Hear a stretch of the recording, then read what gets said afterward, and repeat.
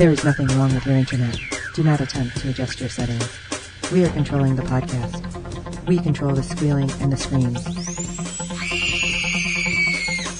We can make your heart flutter, your eyes blur from tears, or sharpen your mind to crystal clarity.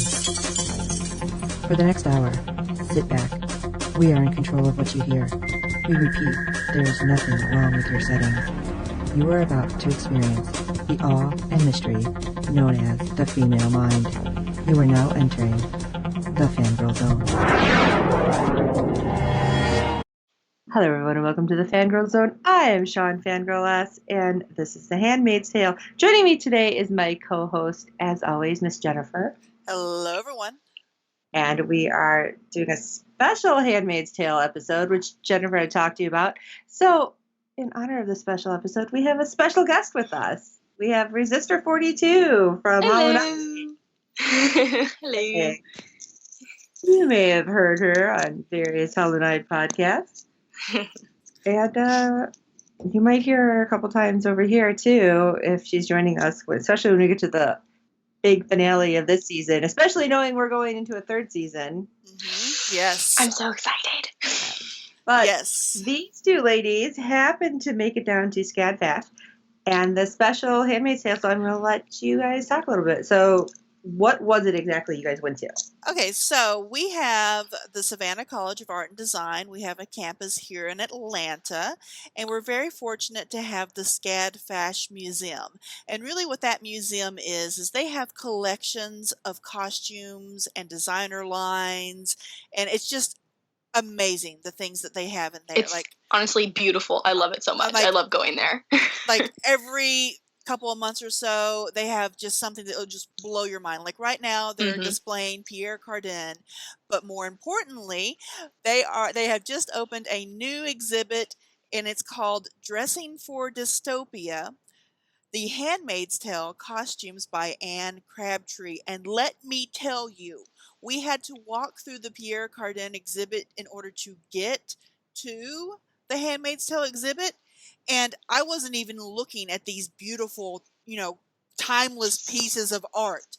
Like, my focus was on it was a menacing presence at the end of the gallery because of the way they had this exhibit set up. Mm-hmm. Basically, if you remember in the season 2 opener where they have them all going down that cattle chute, which was frightening. Yes, that is how they have you enter the exhibit, and they have the guardian suits and the soldier wear, and you see June and her husband and little Hannah, their getaway outfits when they got captured, and then you see the aunts costumes, and then and then you start seeing they have the where Emily and her lover, where they were in the jumpsuits from prison, the unwomen, they have them chained together, and they just have this menacing music going on. And then I can tell you, it was absolutely terrifying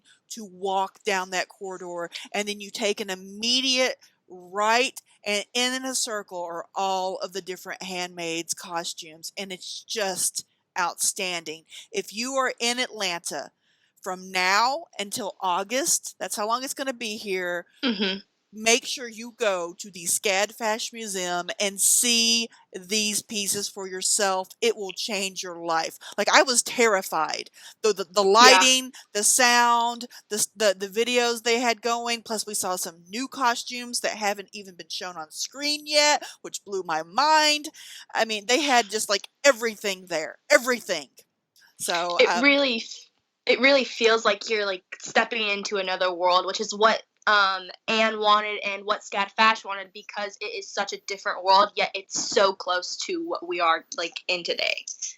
Yes, and we had the very distinct honor of being able to meet Miss Anne Crabtree, who is the costume designer for The Handmaid's Tale, and she is a blast. Oh my God, we loved her so much. 42 got to ask her, what really inspired you when you were creating this collection of costumes, and specifically the colors. So I was a huge, huge, huge fan of the book. I mean, I was maybe just a little older than you. You look really mature because you're tall. You might be a child. Sorry. I'm Okinawans, so everybody's the same age to me. Yeah. But I was a young lady, in '85, and I was reading the book, and in '90, watched the show, the film. And, that book transcends time.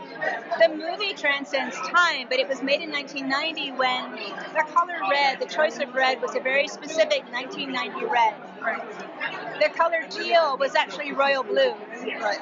And in making this show, the most important thing was to find a way to make it the most current or the most prolific or the most real, so that anybody watching the show would be like, oh my God, that could be me. Oh my God, I could be Alfred. Oh my God, that could be my mother. Oh my God, Rita could be my lady down the street. We wanted that kind of awareness or fear of what could be to creep in. And it took forever. Right. And then the thing that I always forget that might help you as a future costume designer is that if you just go out into nature, you're going to find the right color. And maybe you have to tweak it here or there for camera or for story. We play a lot with color. We tweak the color a lot. But that red is the color of blood. It's the color of like a Japanese maple tree. They're right here in Georgia, right? They're everywhere. They're in Canada. The color of the teal, it was a photograph that you could actually see that's on the other side in the lab. My mood boards are here, and the actual photo with the actual Pantone colors are there. Yeah. So that became the Alfred and the Serena Joy because it was right there in the photo. And we said, you know what? It's a kind of Technicolor version of 2016. But what it will do is it's a very moody red. It's a very emotional teal, and we're trying to tell that story. It can't be happy, Right. Does that help? Yeah, that was Okay, great. Thank you. Yeah. And another thing that she said is whenever she's designing something, and this comes like anything she's doing, she likes to add something that makes you just a little bit uncomfortable. And that's even like as an actor. So like she'll go in, like the actors will get dressed for the day and she'll go in to check on them. Okay, you look good. And the one guy who was there, he said he had his suspenders on and no one was even going to see these suspenders because he had a coat on. But she went in there and she adjusted them like an inch tighter, like so that he could just be that little bit of uncomfortable and extra buttoned up, so that he'd be in there and he could be this hard ass commander when he was on screen. And so costumes play a huge part, according to the actors that we met and talked with and had the opportunity to hear speak about the costumes in the Q&A session after the screening. They said once you're in costume and you've got that one thing that makes you uncomfortable, and Anne is really good at that. And she said, and they said the costumes is what makes it so real for them when they're like on the screen portraying these very, very heavy characters. So yeah, did you want to say anything that you remember 42?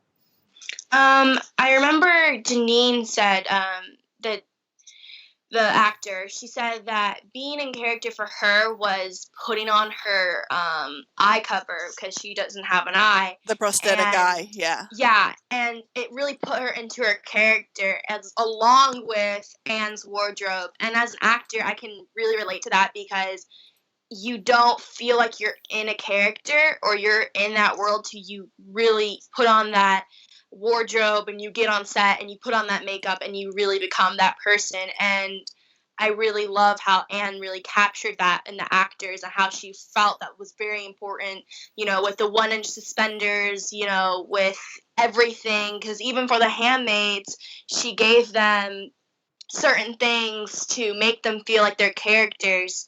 And it was really incredible, and I loved seeing the whole entire exhibit. Yeah, and Crazy Janine was there. A lovely lady named Madeline Brewer. She is just the sweetest, cutest little thing. Oh my God, she's so cute.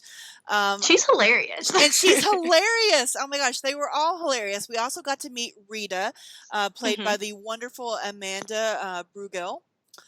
We also got to meet Alma, who is Nina Curie. Oh yeah, Alma too. And then the one wife who is the mother to the baby Angela / Charlotte. So also there was the actress who plays Naomi Putnam, who is Charlotte's mother, also known as Baby Angela to Crazy Janine, the very wonderful Ever Carradine. And also we had a commander there, an actor by the name of Robert Curtis Brown. And he plays Commander Price. So He And then we was, I also- think, like the true believer. yeah, he was like Yeah. one Yeah. of the ones that kind of started it all. And so he, here he is, and he's like, you immediately put on the clothes and you feel like you have instant authority. But then Anne comes in and tightens your suspenders up that 1 inch higher that no one's going to be able to see. And then you really feel buttoned up. So, yeah, I mean, all of them were they were fantastic and just a hoot. Like every single one of them just drop dead funny. In the Q&A, the question was asked, and it was the one that we were going to ask if we were chosen. And it was, what do you do after playing such a heavy role, a very serious role? What do you do to kind of shake off your character and get out of it? And as 42 was saying, Madeline, who plays Crazy Janine, she's like, well, the moment I rip my eye thing off, I'm ready to go. I'm like, I'm smiling for Instagram and and all this. Whereas Rita and Alma, the actresses who play those characters, said that, and also Commander Putnam's wife, they all kind of said music helped them kind of get out of it. Well, Commander Putnam also said wine, a whole bottle of wine. Yes. The wife said lots and lots of wine. Naomi said lots and lots of wine, and the commander was saying, yeah, music really helps. But then they made a comment that I thought was really kind of funny, and they're like, we're all kind of an odd kind of crew, and we really fit together well. Because a lot of us, even Lizzie, and that's what they kept referring to Elizabeth Moss as Lizzie. So now we know. She goes by Lizzie. We're all we have like this dark humor about us. And we can be in these very serious scenes and, you go in there, do the scene, and then we're making some kind of inappropriate joke or something like that afterwards. And they said that it's one thing when you're on the set being the character, and it is much more impactful when they actually watch it on the screen. Mm-hmm. Because of how the cinematography is and how the music comes together and seeing themselves in the costumes and in that role. Like they themselves, when they were on set, don't even know like the full impact. And like when they were screening episode 3, there are a few times where a few of them were like, I can't breathe. So, I mean, it absolutely does affect them, but they do say, we're kind of a weird kind of bunch of people. Like when Me Too happened, they were all just kind of, That's when they were filming. They were filming, yeah. Oh, they were filming during that? And they all Yeah. kind of huddled around in a circle, and it's like they had this instant, ring of support because there are so many women on this set. And they started telling stories back and forth to each other and everything. And it's just this loving, circle of just support. And then they just started cracking jokes like they normally would. And I think it's kind of funny because you hear, oh, it's such a hard, thing to do.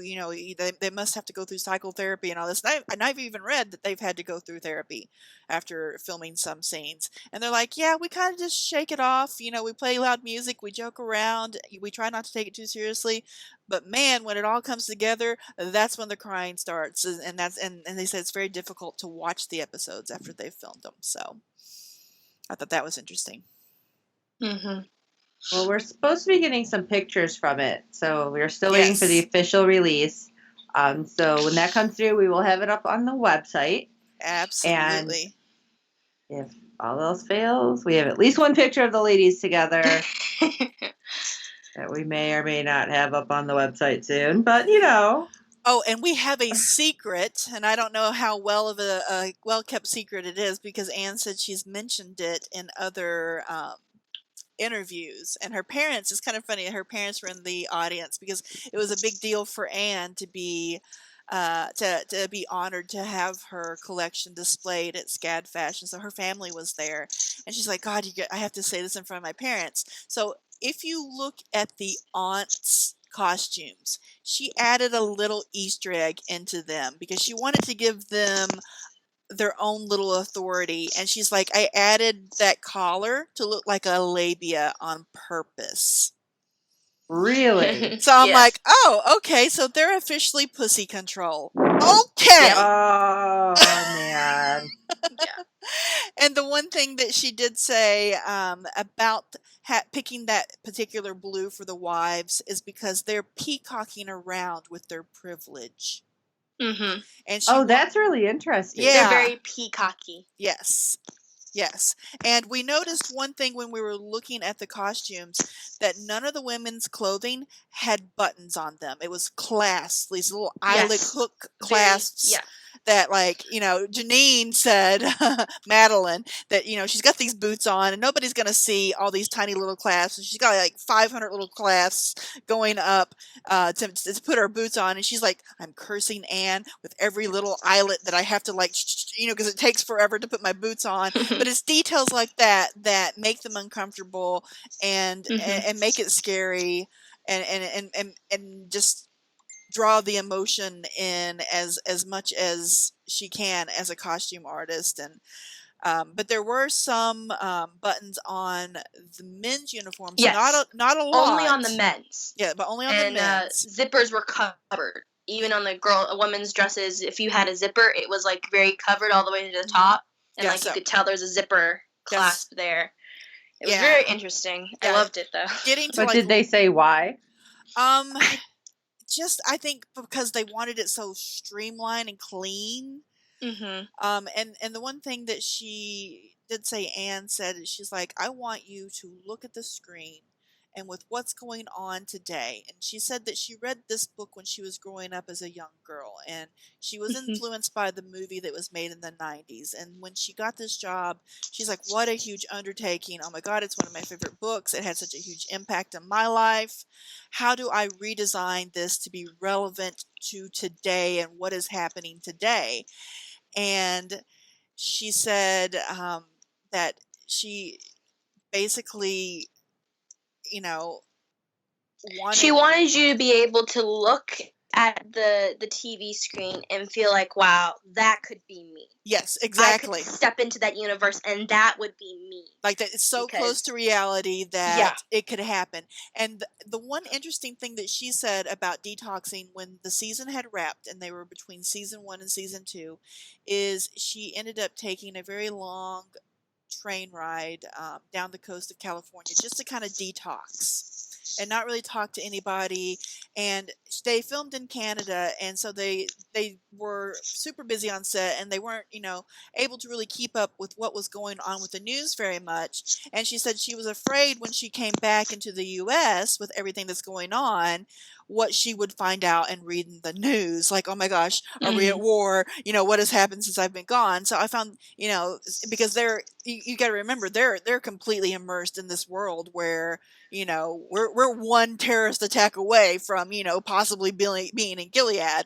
And then I also found it kind of funny that all the cast and crew referred to Anne as the Gilead police, because if you are not right looking, she's going to adjust something on you and make it just perfect. So she also said that she has a own like Gilead map in her head and how everything should be. And as a aspiring costume designer, I feel like that's really, really cool to, you know, that I got to hear that, and that, you know, when I want to grow up and be a costume designer, that's what I'll be able to do. So that's really cool how she has a map, and that's why it like links into the Gilead police. Yes, she is the authority on Gilead. And I mean, with her growing up with the book, loving the book so much, I mean, she said it was a tremendous honor just to be chosen to create these outfits. So she wanted to get it 100% right, and I think she nailed it. I mean, they're terrifying. She did nail it. And when you see them in person, they are very, very real. Like, yeah, it becomes more realistic and like, wow, that that could be me. Like her image and her voice that she wants from these wardrobe pieces. It comes more to life when you see the exhibit, and I 10 out of 10 recommend you all to see it. Yes. So the one thing that we asked Scadfash is, how exactly did this exhibit come into being? And it's really an interesting story, and I love the story behind it. There is a former student. His name is Mangu Bazima, and I'm sorry if I mispronounced that. And he was a SCAD student, and he had the pleasure of being able to work with Anne Crabtree. And in his senior year, I want to say, he did a presentation to his class about the costume designs for Handmaid's Tale. And then after he graduated, he ended up working with Anne. And so he's like, you know what, we should totally do an exhibit of these costumes, and we should take it to SCAD. So I love the fact that he brought it back to home, basically. He brought it back to SCAD-FASH. And I mean, he himself, he is becoming, a great costume designer, and the more I find out about, yes, becoming very well known himself. So a SCAD alumnus, Mangu Bazima, was also there for the opening for Dressing for Dystopia. And then they had the screening over at SCAD Spot, which is their theater that they have for premieres, and we did get to see season 2, episode 3 earlier than everyone else, and it was on the big screen. And let me tell you, an episode has never affected me quite like that. 42, it was like being like even more into it, to see it on a big screen like that, to be in that presentation. It made it, how you watch movies and you're like, whoa, that's so cool, and I can see everything, and it's like a reality. It made Gilead a reality, more than a reality than watching it on your little screen, on your laptop, on your TV. It made it larger than life. Yeah, it really had. And episode 3, man, that is a tough one to watch. It was. So the fact that you guys got to see it, did you see it with the cast too that was there? Yes. They were in the theater, yeah. Yes. Okay. And then afterwards they did a Q&A with InStyle's Eric Wilson. And he was just he was like overwhelmed. He was really kind of overwhelmed. He's like, oh my God, I can't believe I'm sitting here talking to all of you. And I just what I watched, I can't breathe. And all of them were like, don't worry about it. None of us can breathe either. Just watching it overwhelms us. And I guess the last thing I'd like to say is Anne talked about growing up in Kentucky, and about a lot of the things that she designed, this industrial wear, like for the Almas, the Marthas and the aunts, how they're kind of, these work clothes, are things that she grew up wearing herself in Kentucky.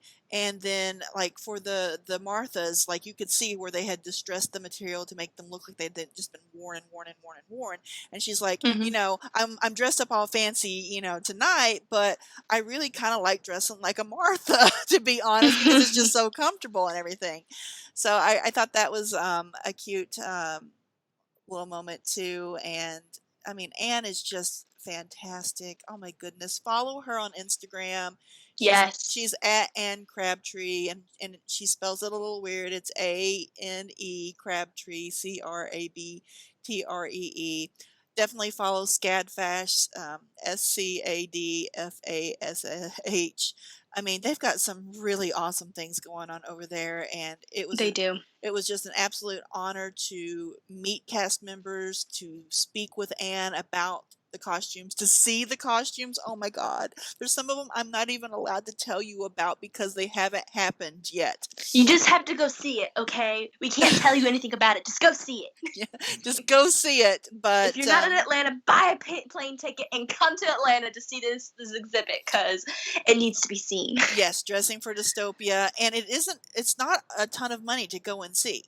No, it's not. Their prices are really reasonable, but man, you're also going to get to see the Pierre Cardin exhibit, which is a good exhibit too. It was amazing, but like that was amazing. we walked through The Handmaid's Tale about 3 times, and each time we noticed even more things. And then she also had like her inspiration wall of everything that she just, had like put together, images she had pulled from all over the place while she was like conceptualizing the collection. And then like you got to see her initial sketches and where she had pulled like little swatches of fabric and kind of, it really showed the process of how these garments came to be and got pulled together. And I mean, I'm not even that interested in costume design, and now I am more interested in it. And I know 42, you are definitely interested in costume design.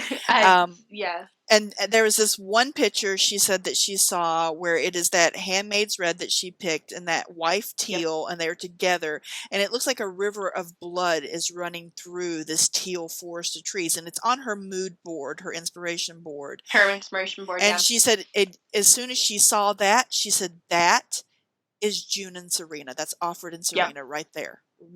And she made the decision that those were the colors. So just so great. All right. So ultimately, everyone, you should try to make your way down to Atlanta to go check that out. And like I said, we're hoping to have all the approved stuff up on the website soon. And otherwise, you will hear Jennifer and I talking about the rest of the season and super excited about the new season. And then, like I said, maybe Resistor will pop on here and there. Maybe, who knows? All right. So final thoughts. Final few words on the exhibit. I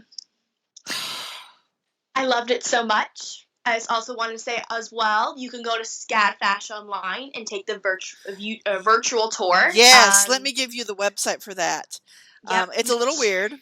It's html.scad.edu/guide/#fork. I don't know why. That's what it is, though. But yeah, I definitely recommend you going out to see it or even looking at it online. It really, watching it and looking at the pieces in person or even like looking in photos, it really changed the way I watch Handmaid's Tale. And I'm really happy I got to see the exhibit in person. And Jennifer, final thought? It's absolutely terrifying. To me, Gilead is a real place, and it is residing at Scadfash in their museum right now. Be afraid. Be very afraid, but definitely go see it. All right, everyone, thanks for tuning in to the special edition about the Dressing for Dystopia. And thank you, ladies, for joining us over on the Fangirl Zone. Thank you. And everyone, until next time. Later. Bye-bye. You've been listening to the Hollow 9 Network, bringing you the very best in fan-made media. That's the word hollow, the number 9, I-N-E. Now broadcasting from our new home on the web, hollow9.com, where you can find info on all of our awesome programming as well as the team behind the shows. Leave us your feedback, join in the conversation, and be a part of the action. Find the Hollow 9 Network on Facebook. Follow us on Twitter, Instagram, and Snapchat. Rate and review us on iTunes, Stitcher, Google Play, or wherever you find your podcasts. Email us at info@hollow9.com or at hollow9podcast@gmail.com. Join in the fun. Hollow 9.